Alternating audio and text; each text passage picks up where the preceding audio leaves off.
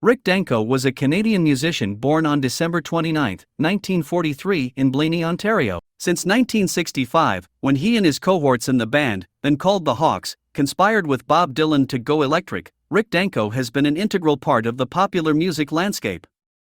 As lead singer, bassist and acoustic guitar player for the band, and as a solo artist, his contributions have been substantial.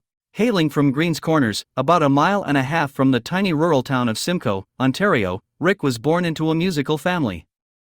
Both of his parents and his 3 brothers played instruments and/or sang, and music was a way of life for him from the beginning. He listened to Hank Williams and Sam Cooke as a small child, and was ready to go to Nashville by the age of 7. With his oldest brother, Maurice, Jr., Rick sang and performed at family get-togethers and made his public debut on 4-string tenor banjo before an audience of his first-grade classmates. Rick quit school at 14 to pursue music full-time, and in 1960, when he was 17, he joined rockabilly singer Ronnie Hawkins' group, the Hawks, initially as rhythm guitarist. He soon moved to bass, learning his instrument 1 string at a time, and, with the help of the Hawks' boogie-woogie piano player, and later, pianist for the late 1980s incarnation of the band, Stan Seelist, whose left-hand techniques he memorized and adapted to his bass playing, began developing his trademark percussive but sliding style. Under Ronnie Hawkins' tutelage, Rick began a 3-year tenure of non-stop gigging and rigorous rehearsals that fellow bandmate Richard Manuel once likened to boot camp. By the time he was 20, he was a seasoned pro, having spent most of his teenage years playing in bars that you were supposed to be 21 to play in. By the early 60s, Rick and the other Hawks had outgrown the limited roadhouse and honky-tonk circuit and left Hawkins to pursue greener pastures. Bob Dylan saw them perform in the mid-60s and was so impressed that he signed the Hawks to accompany him on his 1965-66 world tour.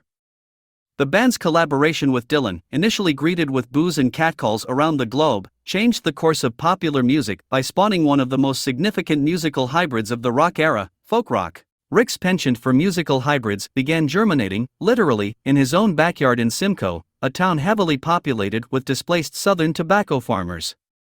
The interesting mix of northern and southern cultures there was later reflected in his music and is partly responsible for the occasional southern inflection that colored some of his words.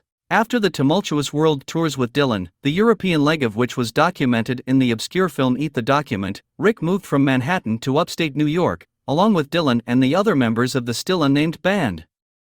He rented a big pink house in West Saugerties, near Woodstock, and with Dylan and the band began recording songs which soon surfaced on bootlegs and were officially released in 1975 as the Basement Tapes. In 1968, after toying with a capital, which became the fulcrum for the country rock and roots rock of the coming decades. Host of politically incorrect names, like the Crackers and the Honkies, the band made its official debut with the release of its seminal and eclectic album, Music from Big Pink, which became the fulcrum for the country rock and roots rock of the coming decades. The music of the band was at once traditional and contemporary, and the combination made it timeless. In the eye of the psychedelic hurricane, the band virtually pioneered the use of traditional instruments like mandolins, accordions and fiddles in rock and roll, and Rick Danko was one of the first non-rockabilly players to use stand-up acoustic bass on a rock record. In the midst of political unrest and the peace movement, the band's lyrics celebrated real-life beauty, tranquility, nature, good sex, good friends, small-town America, Southern culture, a series of themes whose influences would be felt in another musical hybrid, Americana, 25 years later. Big Pink catapulted the band, if not to commercial superstardom, to the upper echelon of rock music. Many brows were furrowed, but accolades abounded, and even Eric Clapton cited them as a major influence and the impetus for leaving the electric power trio Cream behind to go solo. A succession of albums and tours followed, and the band, now a firm fixture in the rock aristocracy, played virtually every major festival from Woodstock to Watkins Glen. In 1976, on Thanksgiving Day, the band officially called it quits with a farewell concert at San Francisco's Winterland Ballroom.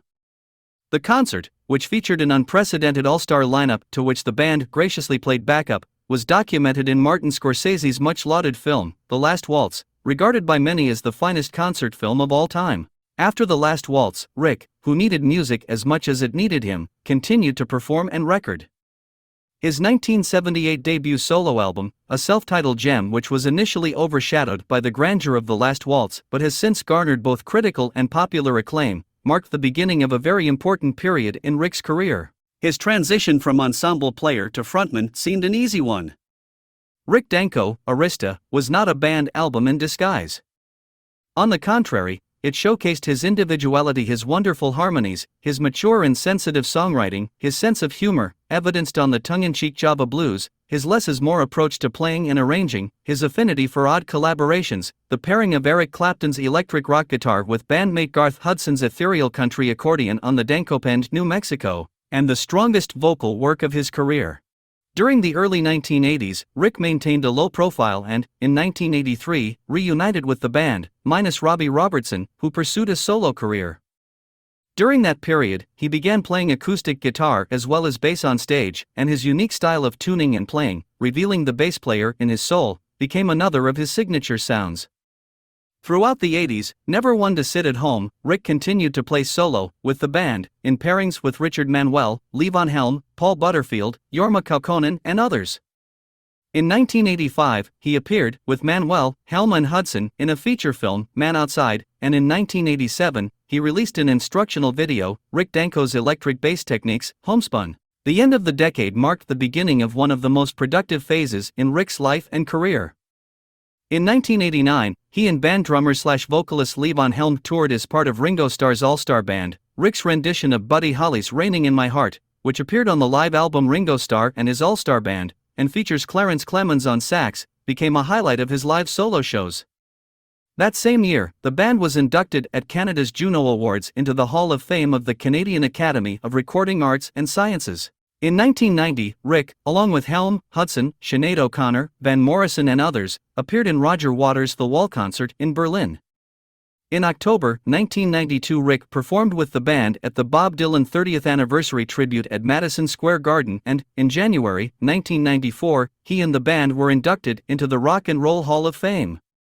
The induction speech was made by longtime friend and fan, Eric Clapton. In 1991, Rick began working on a project that would become near and dear to his heart, a collaboration with folk legend Eric Anderson and Norwegian singer-songwriter Jonas Fjell. The almost immediate result of the trio's collaboration was an award-winning album, Danko Fjell Anderson, Stageway, which was honored in Norway with a Spellemans Prix, the Norwegian Grammy, for Record of the Year and was released in late 1993 by Rykodisc. The Rykodisc release was honored by AFIM, formerly NARD, the following year. Danko Fjell Anderson, which contains some of Rick's finest work, received a 4-star review in Rolling Stone. Proved to be a banner year for Rick. In addition to the trio album, Rick and the band recorded their first studio album in 17 years, the acclaimed Jericho, Pyramid, which featured a rootsy rendition of Bruce Springsteen's Atlantic City, and several original compositions. In early 1996, the band released High on the Hog, Pyramid, and in February 1997, Rykodisc released Ridin' on the Blinds, the follow-up to Danko Fjell Anderson, which was recorded in Norway in 1994. Jubilation, the band's third album in 5 years, was released on River North Records in September 1998. In September 1999, Rick came back strong with an 11-song collection of inspired performances called Live on Breeze Hill. Rick was joined on this mostly live outing by some of the finest musicians in the business, including bandmate Garth Hudson and longtime collaborator and band co-producer Aaron Hurwitz. Eric Clapton said of Rick in 1999, "Rick's singing has had a tremendous influence on me. It's only my own humble opinion, but I think you have to be a great musician before you can sing like that." Rick's voice indeed sounded better than ever, and he began actively promoting the CD, as well as laying down tracks for a new album, which would be released posthumously in August 2000 as Times Like These. On December 10, 1999, Rick Danko died as he had lived simply, without fanfare, pomp or pretense. If the tears, prayers and tributes that followed are any indication, this country boy whose goal was to help the neighborhood certainly succeeded. The world is a much better place because of Rick Danko, and a much sadder one without him.